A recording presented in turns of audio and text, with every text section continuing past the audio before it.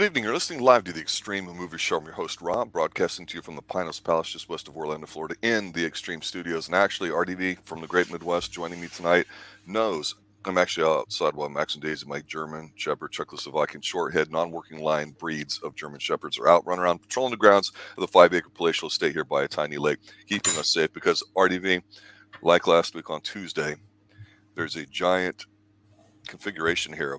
It's not the fountain. It's not the small little barn, and it's definitely not the nice little wildflower forest I've got out here or the citrus trees. It's the Thunderdome, sir. And that means Tuesday night is Movie Thunderdome, where two movies enter, and the only Yep. rule is one movie leaves. And tonight, we've got, as the English would like to say, a banger, because we have Batman from 1989. You're like, man, that's really hot for a lot of people. And then you've got, of course, what some people might think even better than the first Indiana Jones movie. We have Indiana Jones I can 3. see that in certain parts. Yes, Yes.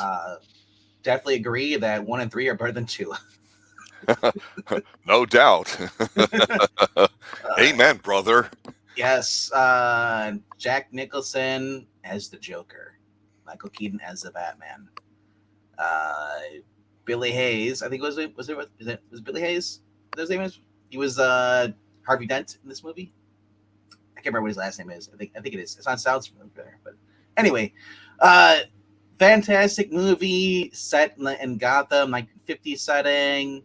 First time we ever see Batman on the big screen, and I mean, and I just went at the big screen, on the big screen, but not camp, not Adam West. This Correct. is a guy. This is a guy we're coming off of Beetlejuice his last year, so people might have not liked that. And okay, we're gonna have this. They're like, oh, great. And then I imagine there are probably people who were not fans of the Adam West show. That was too campy. If you're a comic book fan, you like the seriousness of the Batman. So this was like, holy crap, you know. I mean, the fact that this was such a big deal, they even interviewed the cast of the show of the 66, and they said like, some said, well, I don't like it. This seems too dark. And it's like, yeah, Billy D. Williams. Thank you, Rania. Yeah. Hey, smooth cold 45 man. And I'm not a heretic because I hate. Sorry, I'm not a big Star Wars fan.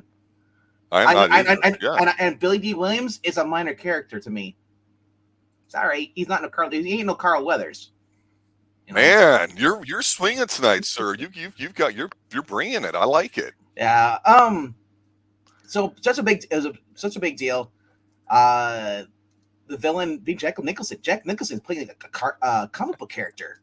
You know, how is this going to hold up to Cesar Romero, who people were hailing? Oh, that's a really great Joker. Yeah. And he does what he says. I watched an interview with him yesterday, and he's like, Joker, I love him. The name Joker, it's awesome. The fact, and then you know, I wanted to be scary because kids love scary, so I made him as creepy as possible. I could. I'm like, hell yeah, bro. Because obviously that's what we want. And man, it paid off well. His whole character, even with I believe it was Kim Basinger, played Vicky Vale in this, who was actually still good looking back then. And Mr. Wise Guy himself, I think, Robert. Well, is that right? Is that him? Is that what he did? I'm trying to remember. He was in here, guy. He's a name that you would see a lot in 80s stuff. No, he's the Arliss guy. That's what it is from HBO. Yeah. He was. At first I thought he was going to be Harvey Dent, but I was surprised when they threw there was a different cast character. But anyway, this movie was awesome, and rightly so. For Michael Keaton, how he played Bruce, how he played Batman, seeing the gadgets. It was hokey a little bit in some spots, and with the balloons, he flies up in the Batwing, perfectly lands in front of the moon, and then falls back down. Give you the nice Bat logo shot. This is a Tim Burton movie with Danny Elfman doing the score, which was awesome. Really hyped you up listening to it. But that's not the only movie we're talking about tonight. Indiana Jones also had a perfect score too. And the Temple of the Last Crusade. Oh my gosh. The Last Crusade, you had Sean Connery, a heavy hitter. Harrison Ford, who was also in Star Wars, and was doing this as well. And the guy had it made. He was in 2 big franchise movies. After the dud of the second one, so I would say, people were speculating, okay, is the third one going to be better? Hopefully, and we see Sean Connery's it. And to me, if I see Sean Connery's in a movie, that means the movie is going to, especially young Sean Connery, it's going to be well. And it was, and like the fact, Indiana Jones is the better version of Alan Quartermain to me. Alan Quartermain's like the Sir Conan Doyle, whatever it is, like TV movie. Mm-hmm. And then here comes the big blockbuster Indiana Jones with the music and all special effects, the chases, the plane shooting at him, the dad shooting on Connery, just the one-liners. It's kind of like a buddy cop film in a sense, a little bit, or and like like I said, he thinks his dad's not all there, but his dad's actually Sean Connery's actually really brilliant. He just doesn't let people on, and like I said, you're going against Nazis, horse chases. This is the 30s, late 30s, early, you can say maybe 40, 1940. Just everything. We even get a cameo of Hitler in here. I mean, like I said, both fantastic films. Both had great scores. Both have a great cast. It's going to be hard for me tonight because these are really good movies. Yeah, and my initial take on these two, and then as usual, as people are piling here in chat, what we do is we pick out pretty much one of the best movies and one of the movies that jumps to your mind when you think '89, and it's like, well, it's Batman immediately comes to everybody's mind. It's like, well, what else came out? And we're like, well, wait a minute, Indiana Jones, and so then we usually take a look at some of the other films and just decide what would be a great matchup or the matchup to really define this year. And again, it's not necessarily the best film of the year, but the notable ones. And matchups make fights, as we've known here that you and I have. We're probably at least 50-50 as far as agreeing and having split decisions on which movie is the better one. We'll talk more about that towards the end of the stream here when we preview stuff coming up over the next few weeks. But for me, initially, the one thing I can tell you about living at that time in the 80s and seeing this is that tons of hype about Batman. This had been going on for a long time. There's talk about a lot of the people that are involved in writing James Bond scripts to write it. Like they wanted to give it a serious adaptation. And so you think back to the 60s show or whatever, the Camp One and all that too. That was kind of fun on a schlocky level, but there's some thought that, hey, wait a minute, if we make this more intelligent, like say the Incredible Hulk TV show in the 70s, which I still think is a great show. I think that's better than 66 Batman. Like I said, the seriousness to it, Yeah, and Bill Bixby does wonders. I think there was an interest in saying, hey, what can we do to take this whole new set of what was generally considered inferior type product, meaning comic book movies and shorts like that, and make it into something adult-like and digestible. So with Batman, they did that, and I'll get into more specifics about what I like about it in a moment. But then, to your point, I think the biggest thing here wasn't, oh my gosh, it's Batman, because it was a Tim Burton movie. And he has Batman as subject material. And at the time, Tim Burton still was kind of like, which way is he going to go? Is he going to do his Tim Burton thing, or is he going to do something else? I think we already have the answer to that. But for Indiana Jones, agreed 100%. People put up with the second movie. And of course, everybody hated the wife being thrown in there too, the unnecessary character. They didn't really question Short Round, and they were left wanting because what kind of movie was it? It got dark in some spots. It was kind of light. Was it really indie? It was a roller coaster, baby. Yeah, and by this time, again, we've talked about Sean Connery having a bit of renaissance going in the 80s. You already had a lot of stuff going on, like Highlander and some other things. So you're like, man, he's been around 30 years. It's friggin' James Bond. He's kind of on the uptrend here again. Can he help out here? Oh my God, does he ever, without necessarily stealing? He's every bit the equal of Harrison Ford, and you feel like he's good enough to just be his father. This, to me, is one of Sean Connery's actual best performances. I really do believe that. It's tremendous what he brings to this film. Sean Connery, I grew up watching the Bond movies when I was little, and like so I was always serious and kind of charming stuff, but never like jokey. See, and then when I finally was old enough to watch Highlander, I was like, holy crap, like this is a side I never thought of. And then you watch Indiana Jones in the Last Crusade. The guy was a phenomenal actor, man. What setting is it? Serious or comedy or comedic role, supporting role? It was great. Going from leading man to supporting cast, he was great. And he continued through the 90s with The Rock, such a fantastic actor, brilliant, sad that we lost him, I believe it was last year or year before, but R.I.P. bro. But it's great though, just to see that there was a versatile actor and he just really livened up the movie. You take Sean Connery out of the third movie, and it'd probably be as dud as the second movie. Yeah, that's possible. I think part of people like the paternal side that Sean brought rather than being James Bond. He brought the Hmm. doting old father who was kind of funny too, and a bit more alpha than Yeah. Indiana. To Harrison Ford's credit, seemed like a boy in it too, sometimes with their interactions, which is good and I liked.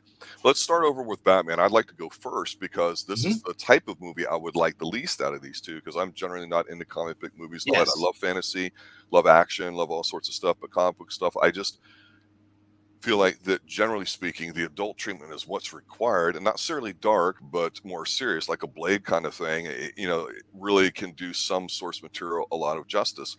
And I think even though the X-Men movies and all the other movies in the past 20, 30 years have been out there, they're really not watchable to me. Certainly not with the CGI and what they try to do. I think it's really become a joke and tiresome.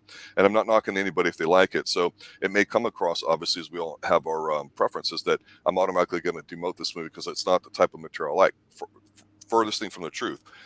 The point I want to bring up that was very strong before you go, that I think is really important here, is during the whole time we've covered the 80s, not just with the Thunderdomes, but with our runner-ups and 10 selections, right? There's been several Michael Keaton films. Hmm. I've not really been a fan of any of them. I've not hated him. Like Tom Hanks was always annoying to me, and I never really liked him. It didn't really border on hate. It was just like, stop yelling, you can't act. To me, Michael Keaton was just sort of there. I didn't see the attraction in like Night Shift. He was Mr. Mom, and I didn't like the role reversal kind of thing. Mr. He Mom was, was kind of a dud. I agree with you on that. but Night but Shift was yeah, but more he was his. there. Yeah. And people liked it, but I didn't see it. It wasn't Yeah. there for me. But out of everything here, even Jack Nicholson as Batman, I went more towards the guy that seemed like he was the strongest was Jack Palance, and he's phenomenal.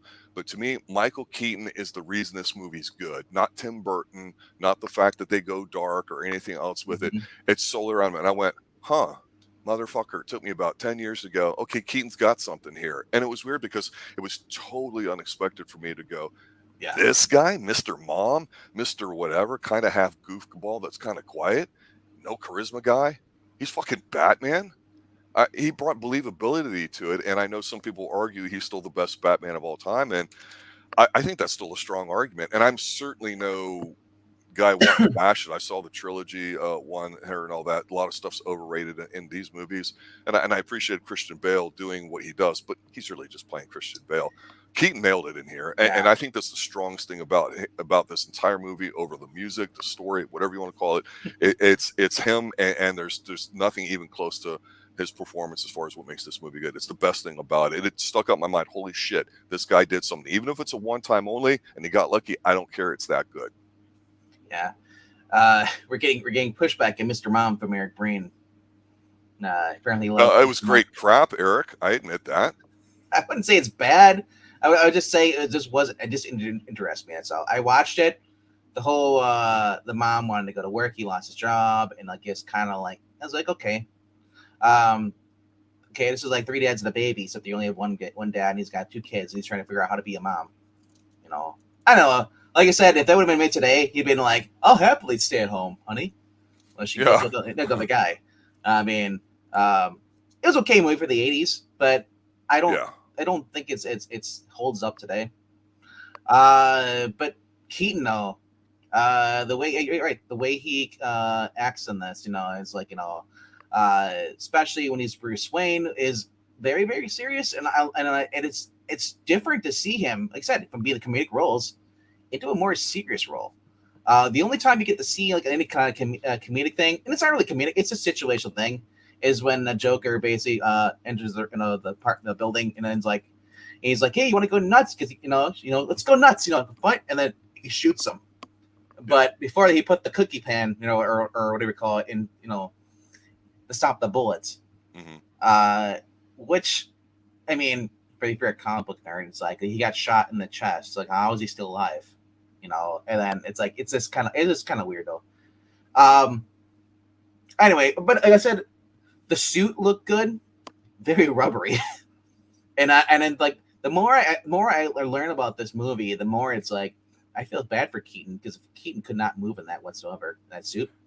Oh, Like I have zero sense for any of that kind of yeah, yeah, stuff. like no, But I know no, what you I know, mean. no, It'd be easier if they had the some of the stuff from today. I agree. RoboCop. They had to basically remember they had to cut it, redesign it because they wanted to make the movie because he couldn't breathe, couldn't move, stuff. Yeah. This one, I think they probably learned a lot from watching RoboCop, how they did the suit and figure out how to do it. But even then, it's like, man, at least they tried to make it look as comic book accurate. The problem is that Adam West had a more comic book accurate. He just wears a shirt, pants. He doesn't wear like a rubber thing. He looked really weird to me, though. Adam West. So it was, but but hey, the gold symbol behind the bat stood out, the way he acted, the grappling gun. If you were a fan of the comic books, you were just ecstatic. This was a kid's movie almost in a sense. But I would say I'd say early teens, late teens, and then because the way it was directed. But they said the whole Joker, Jack Nicholson. As much as I love Keaton, Nicholson steals the movie for me. Keaton has his cool scenes. He has, especially his interaction with Alfred. Right. You get the classic scene at the end. He sees the bat symbol. Because the line shines, it goes here and then goes in another mirror and it goes into his room and he's like, it's always going to be iconic. But but we're not going to debate whether he's the best Batman. I'll just say that he was good in this role. Mm-hmm. It just sucks that he had Tim Burton as a director. I agree with that, and I certainly I don't hate his style. It is quirky and it works for what he does. Obviously this is going to get compared to the TV show and everything about it. So it just seems like maybe that was the least painful type of transition for a guy that's going to direct, maybe. And I don't recall the thought process because I didn't give a rat's ass about it when I went to go see it. The one final thing I'll say about the good part about this, and then we'll switch over to the good stuff, Indiana Jones, before we go to round two and talk about the bad, is, again, to your point, we're not really debating who's the best Batman. That's a different conversation for another night. But I will point out that with other ones that, regardless of the suit or the physicality or how people might say, you got to look believable like you're an ass kicker. You got to look like this. It's got to make you feel alpha or any of these other kind of expressions people like to say. What I always thought about Batman was a guy who put it on and had, I don't know if you call it a dark or a somber side to him, and without really knowing the source material very well, like a lot of people in chat, I was going to say, I thought that the blend of what Keaton was able to provide in here did it, rather than just being, super physical alpha guy, but no charisma. Keaton, for some reason, I think was able to combine it all. And Jack, you talked about the suit. I think they wired his mouth in a way, so his mouth does look a little kind of weird, creepy as far as a Joker, because some of the characters are really kind of silly in a way. And I mean, I know they've done other movies since this one, but that was concerned. Can we make all the other side characters here less comic bookish and more intimidating or more adult appropriate? And it's a tough job to do. You got to give a shout out to Bob, the henchman who survives, his right hand man. You're right. It was different because obviously, Ronnie, there is some camp, but it's more of a dark camp. It's more like Evil Dead 2, in a sense. Yeah. With the clown stuff, he's got the whole circus, get juggling act and stuff, and then you just got Batman's kind of like, what the hell is this shit, And then, like I said, there's some cool scenes there, on the rooftop. He said, with him just gliding, with his cape. It's really cool. It made about 9-10 times its budget, roughly speaking. And super monster hit. I mean, everybody would kill for a movie like that today. I kind of feel like you said it's in the same kind of as iconic, just like Superman. Superman with Christopher Reeve.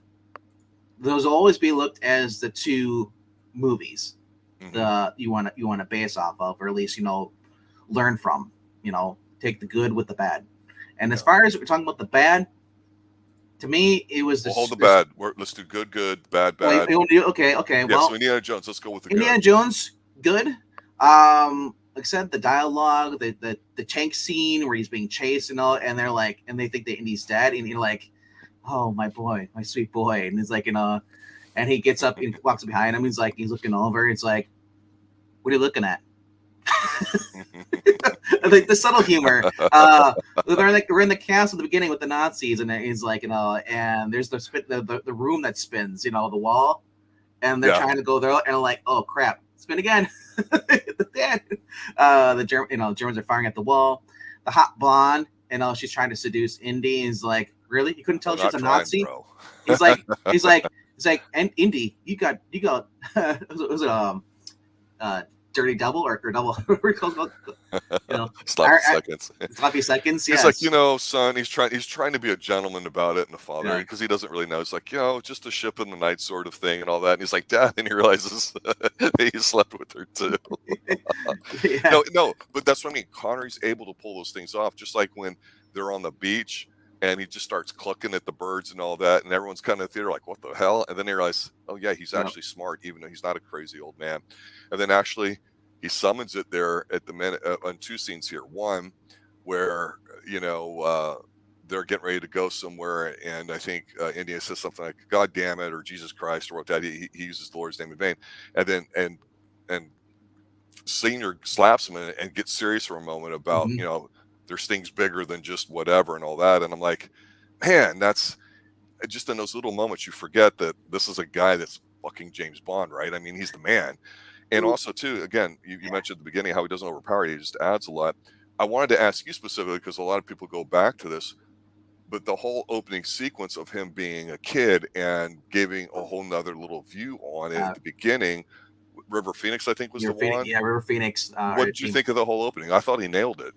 Yeah, and I'm speaking from a fan and of the Young Indiana Jones with Sean Patrick Flannery. I know we're few and far between, but I thought it was pretty cool. I mean, sometimes we get movies where they have like a flashback as a kid, and it's like it's okay. River Phoenix playing Young Indiana Jones was actually kind of cool, and like we get also a sense of basically when this takes place. I believe that this is supposed to be like 1912 when he was a kid, and or 1912 or 1921, probably 1921, and just seeing how he gets the hat. Give some history behind the lore. I thought was nice. The symbols that we might have not put a lot of effort to in the second film because of how crappy parts of it were, to kind of re-emphasize that at the beginning, I thought was a smart choice. It's like what got him into this, and I said there's always one thing that always stands up in this movie for me. I named you after the dog. Exactly. That's the best part of it. Like he was an afterthought. Yeah, I had a kid. Big deal. And also the scenes too, where it kind of gets to where you normally don't think of Indiana as a little bit of a bitch, right? But he's got the classic, Daddy didn't love me bit, right? Even though Daddy's right here, and it's like, no, I tried to raise you to be whatever. And it really isn't an adult child interaction between them, even though for two movies now we're used to seeing Indiana as a fully functional adult, a cool guy that we idolize, right? The fact that we learn that his actual real name is Henry, Dr. Henry Jones. Henry, like his dad calls him Henry. He doesn't call him Indiana. It's like Indiana's the name of the dog. But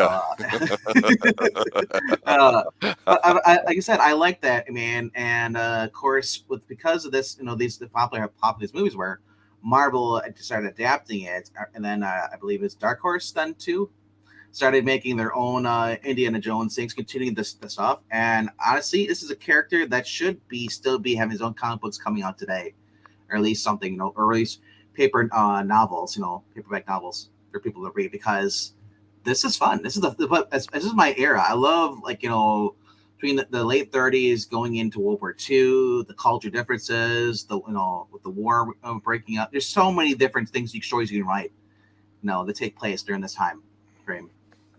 And I'll say this: I love the Venice. These movies, not all of them, but this one in particular, I just think it's so beautiful to watch. The colors are very lush.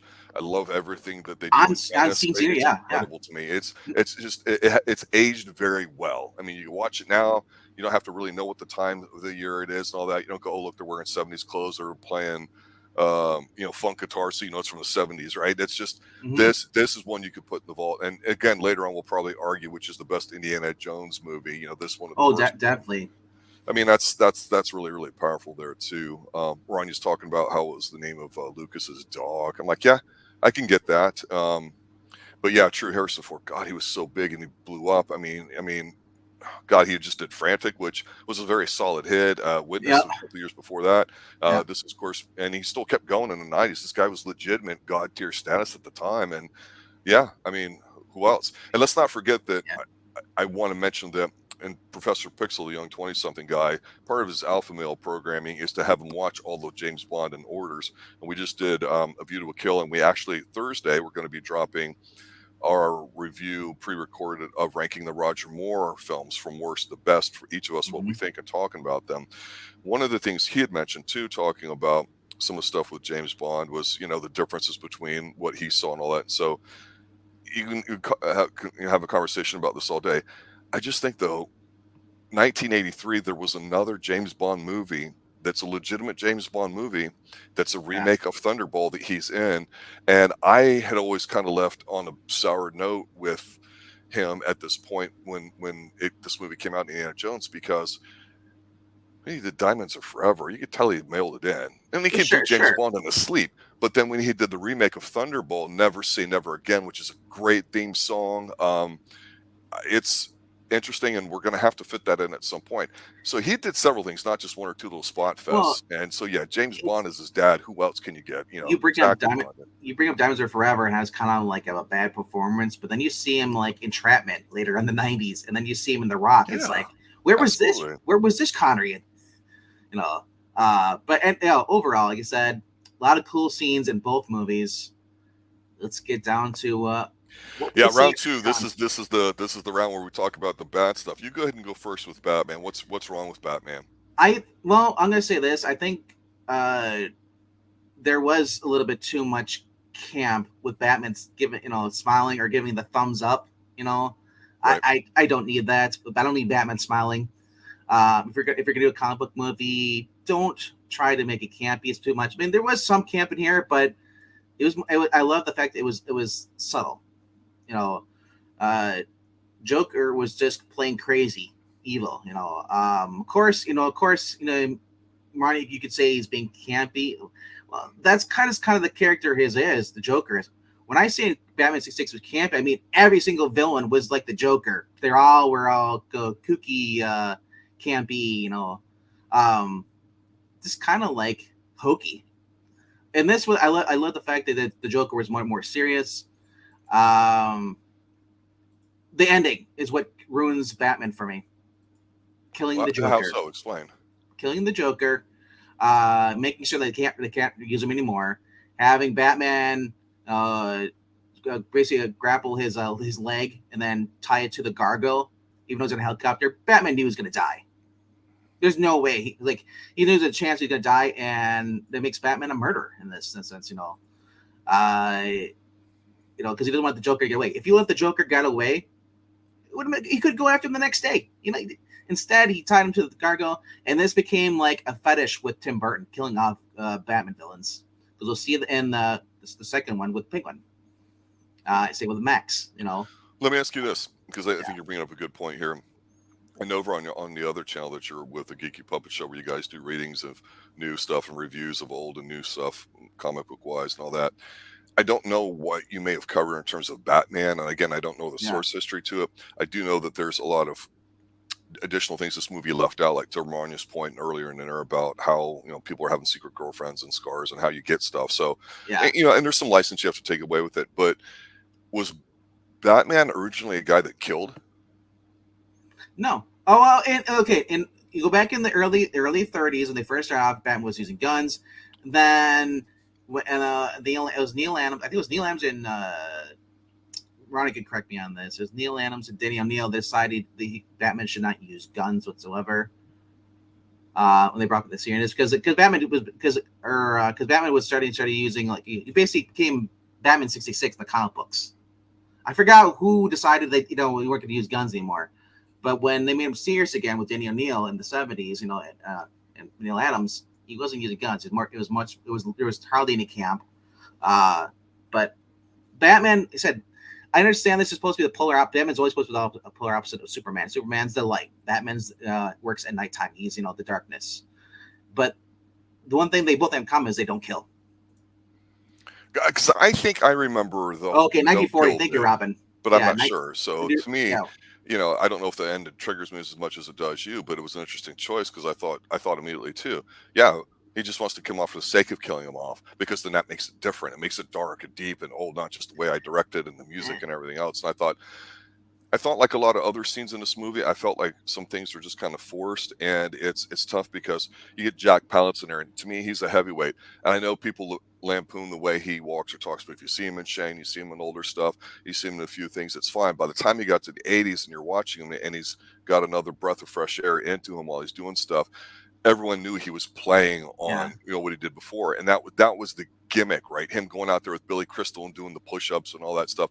He was enjoying his golden years the best he could. And even though I think he's tremendous there, and he's physically a tall guy, like 6'3", 6'4", he may write poetry, but at one point this guy, even as Dracula, which to Pixel's credit is a Dan Curtis production, the TV show, that movie that we talked way back when here on Extreme Movie Show, he's good in that, and so he's got something to him. And then here there were scenes I'm going, he's intimidating, and there's other scenes was like, no, this is a goof. And it was hard because I feel like I appreciated the going adult with the tone, but I feel like it kind of hit or miss. And you said it at the beginning too, it's got camp in places. I just think it's very uneven, and I think you have to be very careful when you're doing something like it, especially if you're going from lighthearted comic book, TV show, to I got to make this an adult thing. If you're going to make it adult, don't try to like carry both buckets of water with it. Go one or the other. And I feel that Burton just didn't do that. With the killing at the end, with some of the camp and everything else there too. And that's what makes this kind of watching, depending on your mood, it's uneven to me. And I'm coming this from a comic book fan. It's like, the no killing and stuff, basically like it makes it here. I mean, he's a vigilante. He's not supposed to be like Nolan tried to say, I'm the hero that, I'm not the hero that they want. I'm the hero that they need, wherever. Honestly, I like the fact that Batman would not kill, but I mean, like, he still cares about the villains. He doesn't want them to die. But I mean, and also the good thing about comic books is that we always know that the villain never dies. They'll be back. The Joker always comes back. This was a permanent base saying like, well, he's never coming back because we're never gonna have Jack Nicholson again, so we're killing him off. Right. And then, it just kind of felt that way as like permanent. And the whole thing with Keaton, taking out a few guys with killing stuff, especially the henchmen. I don't like it. I don't like with Batfleck. That was dumb too. Right. Yeah, like I said, these are superheroes. They're supposed to be good. Once they start killing, it's like, are they still heroes? And and like I said, the whole Joker thing falling over, and like, then the teeth rally again is like, it was just like kind of a letdown because like, I love the whole scene of their fighting up there. He's like, you ever dance with the devil in the pale moonlights, Yeah, I'm like, oh my god, come on. I love that because he's putting it back to him because he's like, holy shit, that's who you are, but like I said, it's take away the thing is that if you're not a comic book fan, you don't know that the Joker is the other side of Batman. They're two of the same coin. Right. Yeah, so you kill off one half, it's like, all right, I guess we'll go with all their villains. I mean, not to say you couldn't just keep Joker alive and just have other villains come in the other movies, but Tim Burton, I guess he just wanted to make his own statement that I'm killing off, I'll kill the Joker. Yeah. Because there's always the argument that should Batman kill the Joker, and end this, or let him just keep killing millions and millions of people, Anyway. Well, so maybe it's a pretty good Tim Burton film and an okay Batman film. I don't know, but pretty much. Indiana Jones has got, it's the third one. Let's talk about that. What doesn't work for Indiana Jones in the Last Crusade? The Temple of Doom, I fucking said earlier, I think. Fuck me. Yeah. Good, Dr. Jones. Fuck you. All right. Last Crusade. Let's have a timeline cleanse here. What doesn't work? All right. Trying to think more here too. All right, we have the hot Nazi blonde, but there really is no love interest in this movie. Thank you. Yeah. But that's not a negative. No. I'm just saying because it was kind of like there was no room for a love interest, and thank God they didn't put one in there because they already had Connery in there. That would take away from him. You can't, probably his friend, and I forget what his name is. He's the one that gets captured. You see him on the upper of your screen there. I forgot what his name is, but he's basically he works at the museum or the university. Oh, the old guy. The old guy. He just kind of it's like having Joe Biden along. it's kind of stop it, man. You're on tonight. That's the guy that was the curator of the museum or something. He's the one who goes. Yeah. I'm sorry, Indy. like they were going to kill me. It's like I don't care. It's the bumbling idiots. The Nazi villains. Oh my gosh! Like this is another one who's kind of idiot. The first one I thought was okay. The one who wanted to get the Ark of the Covenant. I was like, this one I believe it's the same villain, isn't it? Or is it a different villain? It's another one that dresses in a white suit. Well, the guy got melted there at the end, right? Well, there was two of them though. Right. There was one guy who was a turncoat who was working with the Nazis. I think he's in this. I can't remember if he's in this one or not. But the villains were not. It was kind of weak. Like I started getting Goonies flashbacks when they started walking. You gotta have faith. Walk across. There was a sand on there. There's the bridge walking across the ravine. You could tell it was starting to get a little CG heavy. I was like, I don't know about this, guys. Like I don't know. I just wanted a little more from the villains, a little more violence. I mean, you wanting more violence? Yes. Film? Yes. You want more Nazi kill? Yeah, of course. You wanted an airplane blade on the back of someone's skull, didn't you? As much as I love Sean Connery, with the seagulls with the umbrella, it's like it's so hokey to me. It's like it's over the top when he kills that airplane guy with the umbrella. Like Randy's right. You're right. He used to carry Grant in the John Wayne film. Yeah. I don't know. It's like I said. I don't know. It's not much I can say that's really annoyed me about it because it's really hard because these are movies that I just love to watch. Right. And I'll let you know. You might be shocked as far as which I like more. Well, here's the thing that I think doesn't work with Indiana Jones. I mean, they definitely left out a love interest, which is not a bad thing. I think we've gotten to understand what we think Indiana's supposed to be here. And of course, we mentioned one of the good things is having Sean Connery here and seeing some of his character and some of the things we associate with him and, how he gets a scar being young, all that stuff. And I liked all that, right? What doesn't work is that, and I'm using the other flip side of the argument with Connery and Indy's interactions with each other is I look at Indiana Jones' father and I'm far more interested in almost his backstory on how he chose to raise Indy and all that. Mm-hmm. And that seemed neat because he doesn't like being a professor, which I don't understand. It's probably one of the sweetest gigs that you can get out there. I know he'd rather be doing other stuff, even though I love the whole sneaking out of the building thing and grabbing your stuff. That's cool. I feel like we've known this formula before, so I don't think they bring anything fresh to it. And while Venice looks great, everything else is phenomenal looking too. I just kind of want something maybe a bit more unique to it. And the other major thing about it too, between them interacting, is that I think it really exposes Indiana Jones for what he is. The first movie we're like, hey, this is a dude that's kind of cool. We he's got the whip. He's a smart thinker. Mm-hmm. We don't know what to expect. We're watching his character unfold during the course of events where he's quick-witted. He thinks on his feet. He has a moral code, whatever you want to call it. Yeah. But then when he's dealing with normal humans, like Marion, despite the writing and why she was young and all that stuff, we're not going there. He really is kind of a punk. I mean, he's kind of a bit of an ass and kind of a gallivanting, almost he's a playboy in the late 30s. He's all the kids if they love him. He's at the university. And he seems like more of a child in this film than the previous two. He seems like less of a hero to me. And it's funny because, like I said, I mentioned Connery putting him in his place. He gets duped by the woman. He seems a bit petulant and spoiled in here, which I know is kind of the point to kind of show how good, Indiana's father was and all that too. And I like it. And the ending's great where they ride off and all that. But I just looked at this and went, wow, this is the weakest in the three films you look. Because at least as bad and uneven as Temple of Doom is, you still feel like it's Indy from the first film. This almost feels like a little bit of a different Indy to me. Like he's almost trying a bit too hard in some scenes, like pushing or something. I can't explain it, but it's the feeling is there. Does that make sense? The other thing, and the other thing I thought about is like at the end of the Raiders, we get to see the warehouse where they store all the artifacts. I wanted more. This is the third movie. Can we see more of the warehouse? Right. I want to see more of the artifacts. I want to have someone breaks in and steals one of the artifacts. I want to see someone breaking in, and then Indy has to go in there and looking through what was stolen. He's like, oh shit, that was stolen, and we get a flashback to when he, when he secured this supernatural artifact, or whatever. I don't care, Right. And yeah, I wanted something like that. I mean, this is okay, still arguably a great movie, but I mean, you show me the warehouse, and we're thinking it's Area 51. the giant, it goes on forever. That's great.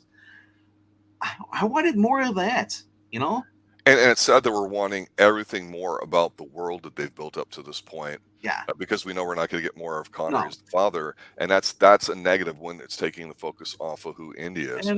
Let me ask you this one last thing though too, because I don't know if it's negative or not for you, or even a positive. So we're just talking about the negatives. What about the ending? Where and it's a great scene where he's still wanting to get the cup or whatever like that. Which I think this is an interesting fucking story, and I gotta admit it, as cheesy as it kind of is, I was kind of almost buying it for a minute. The old knight there sucking on the water, but he's doomed. I thought that was kind of cool in a cynical way, but then I liked Indiana kind of like being spoiled, wanting to get it, and then he looks at him and like, Junior, you can leave it, and then he looks at me, he's just like, Indy. Just fucking goddamn it, Sean Connery. That's why you're God, and Harrison Ford is, not a god, small G. I mean, the ending seems a little unbelievable with the Holy Grail, but I give him credit for trying to amp it up into something really mythological. Yeah, the Holy Grail, basically, because he originally was going to help him. They shot his dad, and the Grail can restore, can heal you, basically, Yep. And so he goes across, gets the Grail. And they have to decide, okay, which one am I, is wisely is a favorite. My favorite line from this movie. Yeah, choose wisely. and I'm thinking like, which cup would Christ have used, and Holy Grail. So it's supposed to, and of course the Nazis like, oh, he's a prince, he's a king, he would go for the most expensive one, and like, son of a carpenter, he'd go for the poorest one, the wooden cup. Mm-hmm. So I was like, good, we get another guy dissolving, aging in front of him. So I was like, it's a nice callback. It's still to the first effective movie. To me. It's a nice callback because the second one had nothing to do with it, and this is going to call back to them talking about God again. The first one was right at the Ark of Covenant, through the Christian God, and then this Holy Grail, another callback to the Christian God. Something you're never going to see in another Indiana Jones movie. If they do one, they're not going to mention anything like that. And the Holy Grail, the search for the Holy Grail, is one of the most popular. Mrs. Indiana Jones. Yeah. And the pitch of the book of the. I can't even get into it. It's so bad. I was going to say the pages of the Quran. Yeah. They're going to declare a fatwa on the U.S. Oh God. Yeah. I'm sorry. Like I said, I mean, if they did it today, it'd be like a crappier version of Firewalker. That's how bad it would be. No, and yes, situational humor is better than one-liners. I will argue that any day, because that's all MCU does now is one-liners, and they're not good. Because they don't know how to write. Yeah. It's that stupid sitcom bullshit with laugh tracks from the 50s and 60s. Oh, the blimp ticket. I don't got a ticket. The ticket was good though, and then he's like, he didn't have his ticket. I mean, that's pretty cool, and it's a build up. That's pretty good. Yeah. Like I said, yeah. Look at that. I was gonna say, we've got the good, we've got the bad. Batman and Indiana. Where's the ugly? The ugly is maybe for some people who aren't going to be able to our choice. And I'm looking at you, Easy Eric Brain. We got to make a decision here because, as everybody knows, Movie Thunderdome, 2 movies enter from a year. And one leaves, one survives. I mean, Batman. So this is Batman. It's iconic. It's the only one. This is the third movie of a franchise. We had other movies. Well, the 80s, they had a franchise. You could arguably say that Batman holds up against a lot of the 80s movies. Agreed. Yeah. Still, that being said, if I'm going by what I enjoy more, story-wise, and just overall entertainment and acting, going with Indiana Jones and the Last Crusade. We're roughly, I think, 50% split on when it comes to these Thunderdomes. I'm just guessing that I didn't really tally this up because we've had some split decisions and all that. We may do a bracket later and review some of these here for the 80s. But here's an opportunity where I'm going to agree with you because I think out of the two movies, as iconic and as important as Batman is to what would come in Mm-hmm. later on and what they were able to achieve successfully here, an adult, mature version of it, I just think when it comes down to it, they're a little bit more uneven in their execution. I think Indiana Jones, despite some issues we have with Yeah. originality and things we nitpicked about it, I think it was more successful at being the kind of film it needed to be, and still is just a better film. It's a little bit more fun. It's enjoyable. And while there's interesting things about both, I agree with you. To me, this honestly was not as close as some of the other Thunderdomes that we've had. I agree with you. Indiana Jones Yeah. is the winner out of this movie Thunderdome tonight. Like I said, it's not like I hate Keaton or I hate. I like I said, I love the movie. I just feel like the more entertaining movie is Indiana Jones. And what can I say about that? Maybe it's because we've had so many Batmans and it's kind of watered down, like the excitement for it. But again, I also haven't watched Batman probably in 4 or 5 years. Well, the thing too is we try to say we don't let the movies say in this Indiana Jones's case before or after, or in case of Batman after, affect what we're trying to say about these movies. We're just trying to do them at the time, and just because you weren't alive at the time and seeing them at the time isn't a negative or anything. It's just this movie versus that. But they were both massive hits. They were both really, really popular. This is a great matchup. The way I make decisions basically of what movie do I remember more about. That's for me because there's a lot of movies that people say great, but if it doesn't stand out to me, I kind of forget about it. There's only a couple of movies I can say that I actually really liked, and I remember. I can remember every single scene, quote, and line. And it's like it's and like I said, these are pretty much even. But I remember a little bit more about Indy, and I remember just having overall more fun, laughing out loud, and just and that could also be my dad watches with me too. So I mean.